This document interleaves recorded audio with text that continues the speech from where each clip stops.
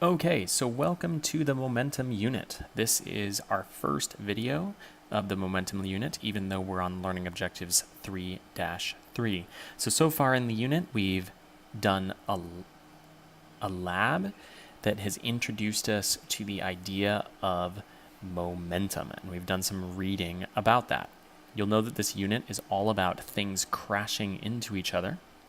And so we're going to go over some basic vocabulary related to that first.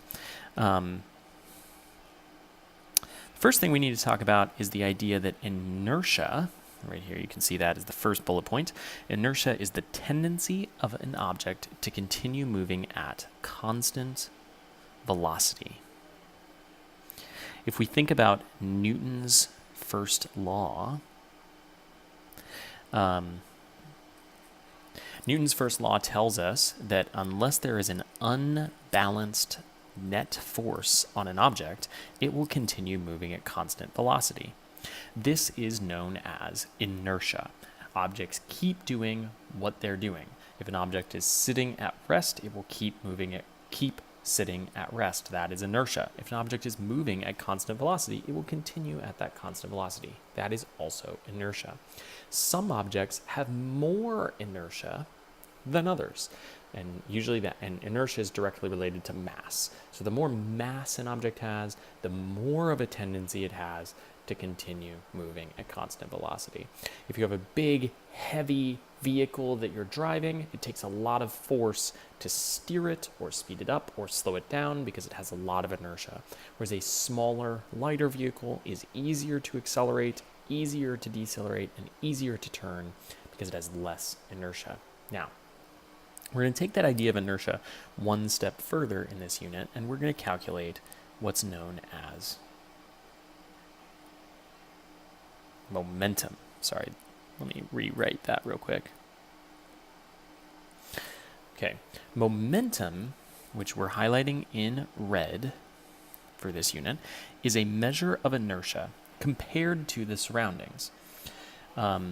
And the reason it's compared to the surroundings is that objects that are at rest or are not moving relative to their surroundings will have no momentum. Because unlike inertia, which is the tendency to stay at constant velocity, momentum is the tendency to keep moving. So objects that are not moving do not have momentum, whereas objects that are moving have momentum. The equation for momentum is written right down here. It is P equals M times V. And it starts with a really confusing symbol, which is this letter P. Now, P is being highlighted in red right now because P is the symbol for momentum. Why? Well, M was taken. As you can see right here, we're going to highlight mass, which is the letter M, in yellow, because that's what we've been doing over the last unit. And then we're going to highlight velocity, which is the other value in this equation, in blue. Take a second to look at the units. Mass is measured in kilograms in this equation, velocity measured in meters per second. And the equation tells us that mass times velocity will be momentum. And so if you're taking kilograms and multiplying it by meters per second, then you're going to get this unit right here, which is kilograms times meters per second, or kilogram meters per second, which is the unit of momentum. It's a weird unit. Usually in physics, when we have units like that, we will actually name them after a person. For example, the unit of force is actually kilogram meters per second squared, but we renamed that as the Newton so that we didn't have to say kilogram meters per second squared all the time. Momentum has not been renamed, though I think it should be. We just need to find somebody to name it after. Okay, now that we know that equation, let's talk about how that equation works. Because in this physics class, we're not really concerned about plugging in numbers and solving. We will do that, but our main concern is using that equation to do some reasoning about a relationship. Okay, so here's what we know. A object's momentum is directly proportional. Okay, to its mass and also to its velocity. That's what we can see from this equation. And the reason I know that from the equation is that both mass and velocity, if those numbers get bigger, they will make the value of momentum bigger. Here's an example right here. I've got a car and a dump truck. You'll notice that the car has a smaller mass and the dump truck has a larger mass. Well, if they're going the same velocity, then multiplying this smaller mass by this velocity is going to give us a smaller momentum, whereas multiplying the larger mass by that velocity is going to give us a larger momentum. Okay? That is why momentum is directly proportional to mass. Let's highlight mass in yellow again, just to be consistent. Now down here, we have two cars of the same mass. And so if they have the same mass, if one of them is going slower and the other one is going faster, as you can see from the fact that it's red, because, red cars are faster, right? Then multiplying this smaller velocity by that mass is going to give us a small momentum, whereas multiplying this larger velocity by the same mass is going to give us a larger momentum.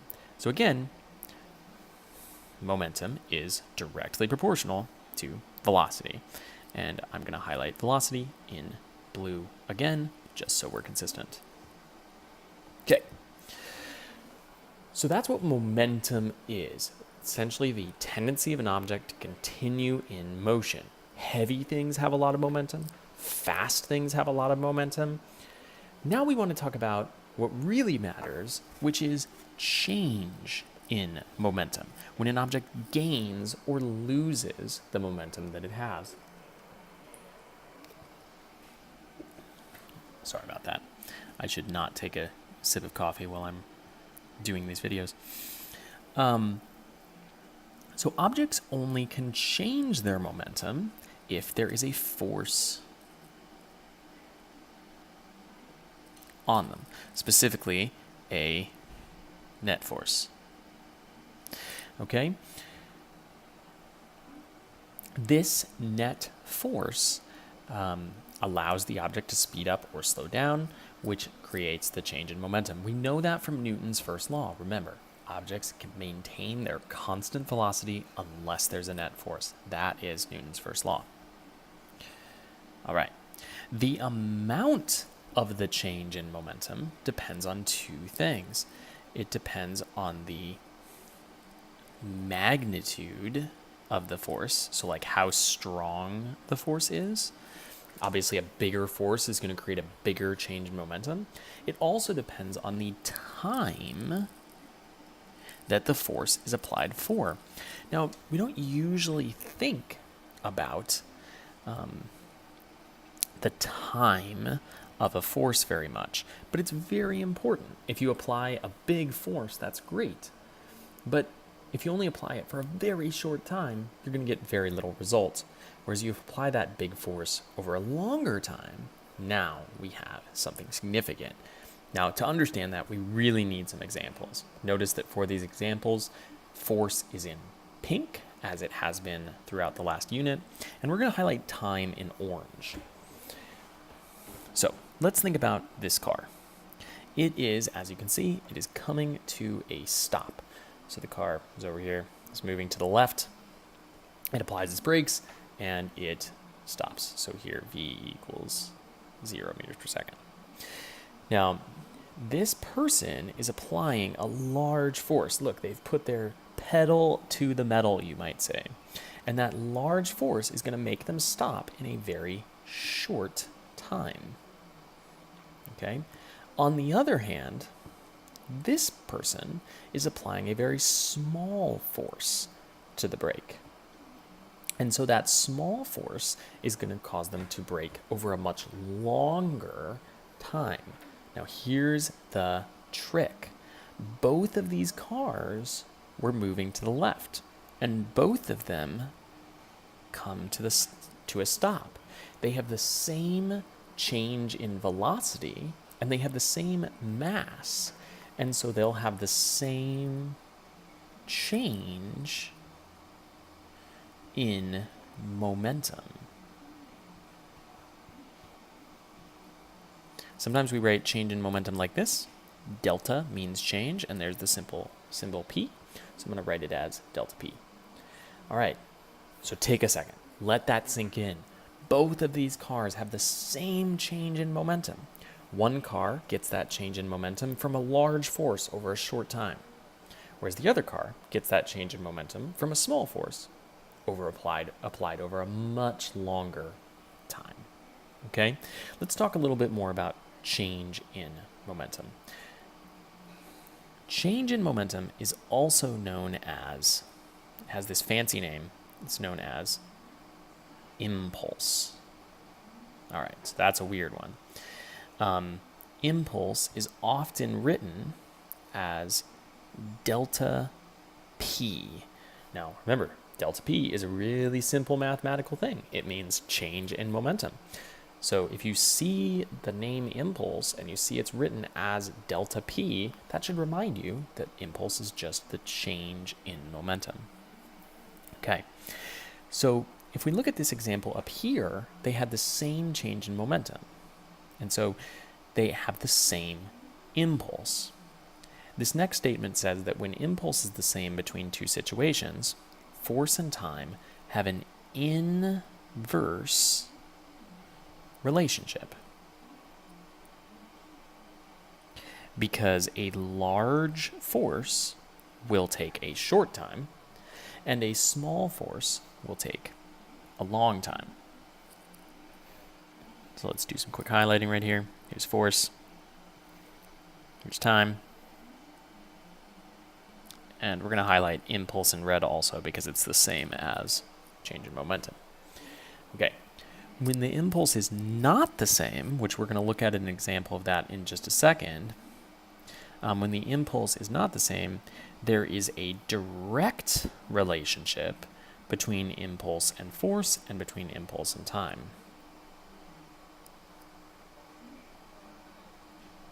So this is weird, okay?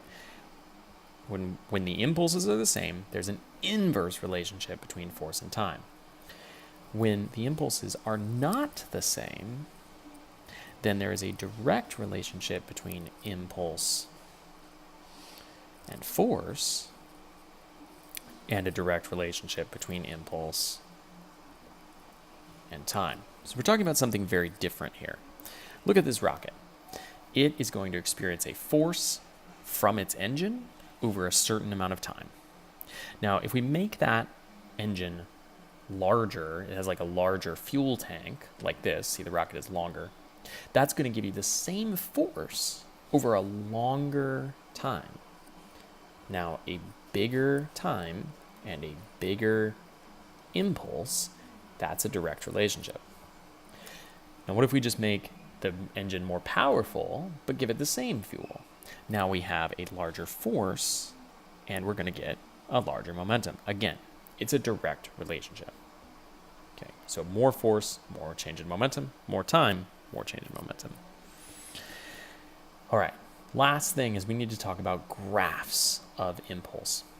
When you're graphing force and time, as we are on these axes, force on the y-axis and time on the x-axis, we're going to do something really weird, which is we're going to look at the area under the curve, this area that I'm highlighting in red right here.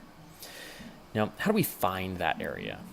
Well, if you find the area of a rectangle, what you're doing is you're multiplying the base times the height. Now, notice that the base of this rectangle is the time. And notice that the height of this rectangle is the force. So if you were to do that calculation for area, which is base times height, you're doing force times time, which is the equation for impulse, or delta P. Okay, so if you just find the area of this rectangle, you are going to find the change in momentum. I'm actually going to take this and put it inside the box so that we can see what we're talking about. Now, what about this shape? Well, again, you've got force and you've got time. And if you find the area under this shape, that is going to give you the impulse. Now, how do we find the area under this shape? It's not a rectangle, so we don't do force times time. It is a triangle. So we do 1/2 of the base times the height. Okay, so again, I'm going to take this and put it inside so that we see what we're talking about. And when we're talking about the force, we're talking about the sort of peak force up here. And when we're talking about the base, we're talking about the change in time from the start to the end. Okay? And we have to divide that in half. Why do we have to divide it in half? Well, because the force is not always the same. The force hits a peak, but it also spends time going up and spends time going down. So we have to average that out by dividing the force times the time in half. All right. Now notice that something interesting can happen here. This actually relates to a previous example. So before we talked about how when you brake really hard, you apply a big force over a small time. Well, that's exactly what is happening here. We have a large peak, and therefore we have a very short time for that force to be applied. If we were to calculate the area, that would give us the change in momentum. Now look at this one. We have a small force, which gives us a smaller peak, and we have a large time, which gives us a bigger base to our triangle. Now, what do these triangles have in common? If you solve for their areas, they will actually have the same impulse. Both cars come to a stop.